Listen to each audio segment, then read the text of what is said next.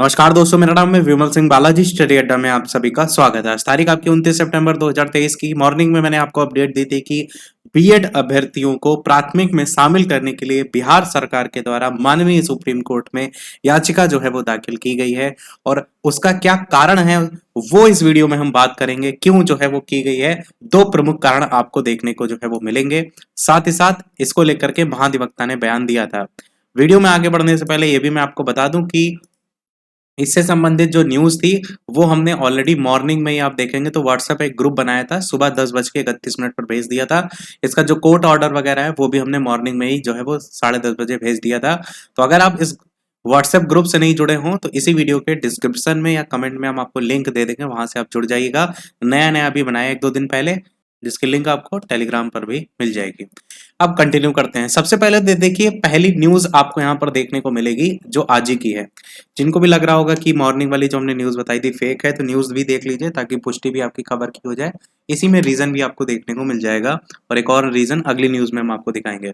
तो BEd degree मामले पर सुप्रीम कोर्ट पहुंची बिहार सरकार, पटना से न्यूज है। और इस बार की शिक्षक भर्ती में मौका देने का अनुरोध किया गया। सबसे इंपॉर्टेंट पॉइंट इस बात को समझिए कि इस बार की शिक्षक भर्ती को लेकर के बात की गई है और इसमें बताया गया है बीएड डिग्रीधारियों को प्राथमिक जो शिक्षक है उनके योग्य नहीं मानने के फैसले के खिलाफ राज्य सरकार सुप्रीम कोर्ट गई है। राज्य सरकार के द्वारा एसएलपी दायर की गई है। सरकार की दलील है कि सुप्रीम कोर्ट के फैसले से पहले बिहार में शिक्षकों की नियुक्ति प्रक्रिया जो है वो शुरू हो गई थी। ये एक्चुअल जो रीजन है उसको यहाँ पर रखा गया है। यहाँ पर इस क्लियर तरीके से लिखा है कि पहले बिहार में शिक्षकों की नियुक्ति प्रक्रिया हो गई थी और जो नोटिफिकेशन कैंसिल हुआ था, माननीय सुप्रीम कोर्ट का जो फैसला आया था वो बाद में आया था। इनका ये आधार है। बाकी क्या फैसला होगा वो तो आपको पता है, माननीय सुप्रीम कोर्ट का जो फैसला होगा अंतिम फैसला होगा, परंतु आधार क्या है वो यहाँ पर हम बात कर रहे हैं।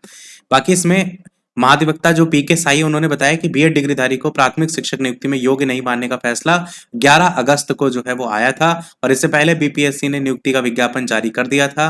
प्राथमिक शिक्षक नियुक्ति में 3,76,000 आवेदक बीएड डिग्रीधारी हैं और इसलिए उच्चतम न्यायालय से आग्रह किया गया है कि इस नियुक्ति में बीएड डिग्रीधारी को मौका देने की अनुमति प्रदान करें। आगे की बहाली में इन्हें प्राथमिक शिक्षक नियुक्ति में योग्य नहीं माना जाएगा। यानी केवल और केवल इसी वाली भर्ती को लेकर के बात किया गया है, केवल और केवल इसी वाली भर्ती को लेकर के। और कारण आपको यहाँ पर पहला पता चल गया कि बीपीएससी का जो नोटिफिकेशन है, विज्ञापन है, वो पहले आ गया था और ये फैसला बाद में आया है। अब दूसरा कारण जानते हैं दूसरी न्यूज में। बाकी ये सब आपको पता है, यहाँ बताने की आवश्यकता नहीं कि अब इस समय तो ऐसा मामला आ गया है कि 2018 जो गजट नोटिफिकेशन है उससे जो जॉब कर रहे हैं ऑलरेडी, ब्रिज कोर्स नहीं अभी तक कराया गया, उनकी भी जॉब खतरे में है। तो यहाँ पर फैसला क्या आएगा वो प्रभावित अन्य मुद्दों को भी करेगा, क्योंकि क्लैरिफिकेशन याचिका इसलिए दायर की गई थी कि कब से आखिर ये फैसला लागू होगा वो चीज क्लियर हो। बाकी अगली अपडेट में दूसरा कारण भी जानते हैं। तो राज्य सरकार ने सुप्रीम कोर्ट में दायर की एसएलपी, यहाँ पर भी वही न्यूज है, बस अलग न्यूज़पेपर में है और इसमें भी मौका देने को लेकर के बात की गई है। परंतु रीजन अगर आप देखेंगे तो यहाँ पर इसमें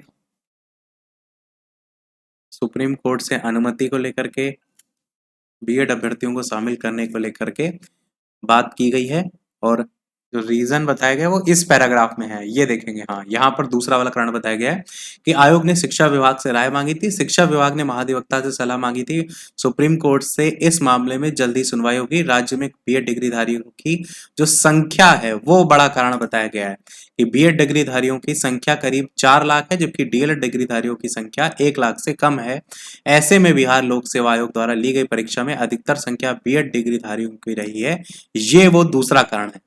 पहला कारण पहली न्यूज में मैंने आपको दिखाया, दूसरा कारण दूसरी न्यूज में। साइड में पटना हाई कोर्ट का एक जो फैसला है उसको लेकर के भी बात किया गया है कि पटना हाई कोर्ट ने भी बहाली में केवल डीएलएड को ही योग्य माना है। पटना हाई कोर्ट के मुख्य न्यायाधीश की अध्यक्षता वाली जो खंडपीठ है उसने भी कक्षा 1 से 5 तक के जो शिक्षक की बहाली है उसमें डीएलएड डिग्रीधारी को ही योग्य माना है। हाईकोर्ट ने राज्य सरकार द्वारा जो दायर अपील याचिका थी उसको निष्पादित करते हुए 22 सितंबर को जारी अपने आदेश में कहा है कि सुप्रीम कोर्ट ने पूरे विवाद पर 3 बार फैसला दिया है।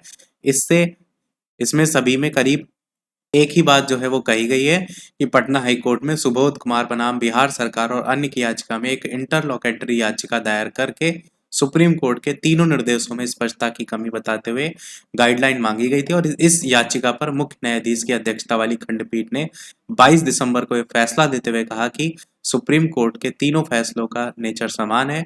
स्पष्टता की कोई कमी नहीं है। हाईकोर्ट ने सुप्रीम कोर्ट के फैसले को सही ठहराते हुए बिहार सरकार की अनुरोध याचिका थी उसको खारिज भी कर दिया था और राज्य सरकार इसके बाद सुप्रीम कोर्ट में एसएलपी दायर की है। तो आपने देखा कि ये पहले भी राज्य सरकार के द्वारा कोशिश की गई थी, परंतु यहाँ पर डीएलएड को ही योग्य माना गया था, परंतु ये अब दोबारा से एसएलपी जो है वो दायर की गई है। अब क्या इसमें देखने को मिलता है वो हम आपको अपडेट अवश्य देंगे। तो ये था हमारे ओवरऑल अपडेट में। वीडियो लाइक शेयर सब्सक्राइब अवश्य कीजिएगा। मिलते हैं अगले अपडेट में, तब तक के लिए नमस्कार, जय हिंद।